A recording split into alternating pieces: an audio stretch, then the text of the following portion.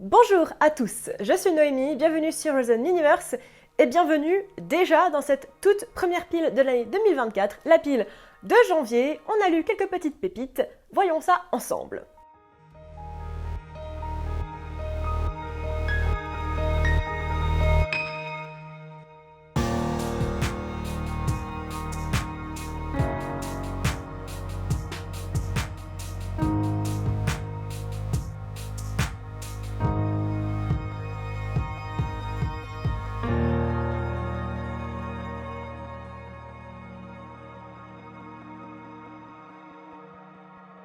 Et on commence avec le deuxième tome de la saga Embers of War, Fleet of Knives de Gareth L. Powell, sorti en 2019 et pas encore traduit en français. Le livre est une suite directe du premier tome dont j'ai déjà parlé il y a quelques temps, le mois dernier ou le mois d'avant je crois, donc je vais pas parler du synopsis pour pas vous spoiler le dénouement, mais sachez cependant qu'on poursuit l'histoire là où on l'avait laissé plus ou moins.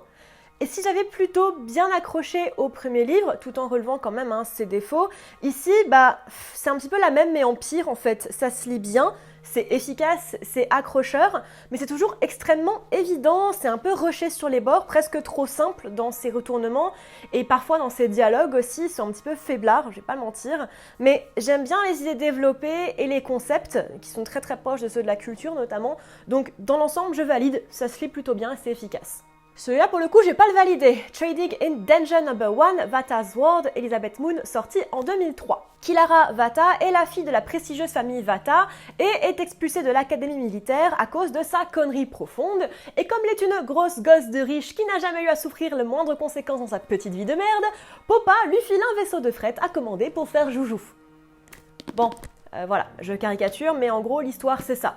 Et bordel, qu'est-ce que c'est mauvais. L'univers est morne, vu et revu. Les personnages, surtout Kilara, sont chiants à mourir quand ils ne sont pas détestables. Tout le principe de suivre la gamine Rothschild de l'espace n'a aucun intérêt. Bref, je continuerai pas la série parce qu'en 2024, j'ai décidé d'arrêter de continuer des séries que je n'aime pas. Parce qu'il y a genre en plus 8 bouquins, un truc du genre, qui a le temps? Plus moi. Transformation No. 2, Wow Factory de Neil Asher, sorti en 2016. Dans cette suite directe du premier tome de la trilogie, on continue à plonger dans le chaos total qu'est la bataille dans le cimetière, et c'est trop cool!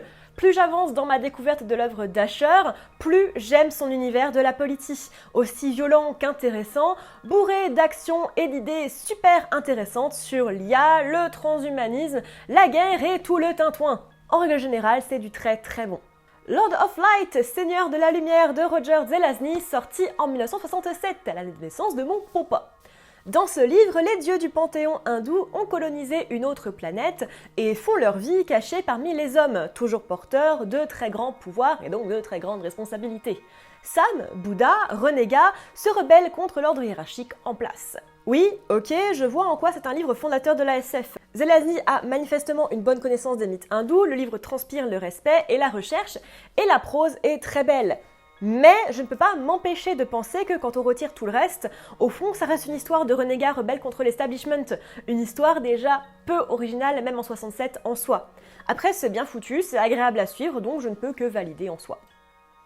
J'ai beaucoup dit en soi là aujourd'hui. The Stormlight Archives No. 4, Rhythm of War Part 1, Rythme de guerre Partie 1 de Brandon Sanderson, sorti en 2020. Et enfin, il se passe quelque chose, bordel!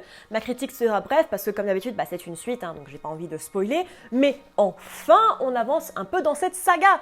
Surtout du côté de Shadesmar, ça devenait franchement relou et mollasson. Je ne parle pas de Shallan, j'aime pas du tout ce personnage et ce qu'il fait avec, mais bon. On la voit un petit peu moins, et j'aime bien ce qu'ils font par contre de Navani. Je regrette juste qu'on voit moins d'Alinar, qui est à mon sens le seul personnage avec un poil de bon sens dans cette saga. J'espère qu'on le verra plus du coup. Passons maintenant au e-book avec Discworld No. 25, The Truth, La Vérité de Terry Pratchett, sorti en 2000. William The Word est l'éditeur du premier journal du Disque Monde et est donc confronté à la vie d'un journaliste. Autres les gens qui veulent son silence, d'autres sa mort, alors que tout ce qu'il veut faire, c'est parler de la vérité avec un grand V. J'ai trouvé ce tome particulièrement bon à lire en ce moment, Terry tape toujours extrêmement juste dans sa parodisation du monde réel, un excellent livre que je recommande chaudement, comme le reste du Disque Monde en général. The Company Was No. 7, Finity's End, pas trouvé s'il y avait une traduction française ou pas, de C.J. Cherryh, sorti en 1998. Fletcher, un jeune homme à l'enfance troublé par la mort de sa mère, travaille sur Don Bello, la planète sous la station Pell, avec l'espèce native. Un jour, il est récupéré par le vaisseau Finity's End, qui est un nom beaucoup trop classe pour un vaisseau, le plus vieux vaisseau marchand, faisant partie en fait de la famille. Arraché à tout ce qu'il a jamais aimé, il doit se faire une raison et s'adapter à son nouveau monde et son nouvel environnement. Je suis d'habitude pas super fan des coming of age stories, mais qu'est-ce que j'ai aimé ce livre! L'intrigue politique en filigrane est très prenante, j'adore les différences établies entre la vie de Stationer et celle de Merch Hunter exposée par Fletcher, l'idée des vaisseaux familiaux aussi, bref, je me suis vraiment attachée à cet univers et à ces personnages, et je vous le recommande. Et celui-là non plus, je vais vraiment pas le recommander, The Children of Men, Les Fils de l'Homme de P.D. James, sorti en 1992. Le livre se passe en 2021, 26 ans après que le dernier être humain soit né. Parce que après 95, la best année ever, les hommes étant devenus infertiles sans aucune solution trouvée depuis.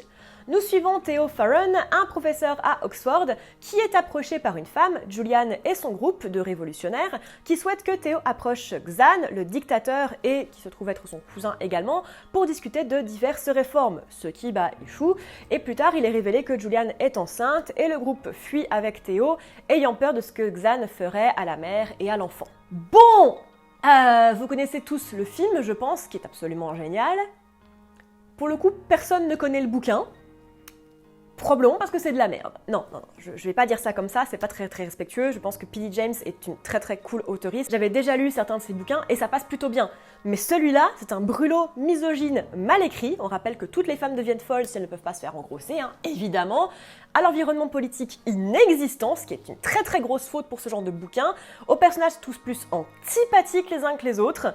Un très gros nom.